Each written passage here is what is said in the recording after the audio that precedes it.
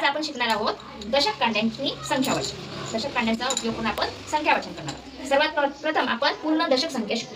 हा, ही आहे दशक कांडी। 1 दशक 2 दशक 3 दशक 4 दशक 5 दशक 6 दशक 7 दशक 8 दशक 9 दशक 90। चल आता दीक्षिता, हे 1 ते 9 अंक आपण क्रमाने लावून घ्यायचे। पटापट लावून घेऊया। 2 5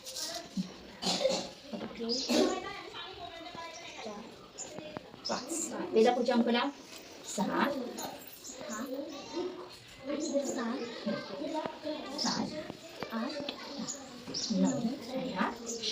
ओके। आता आपण हे असे अंक लावून घेतले।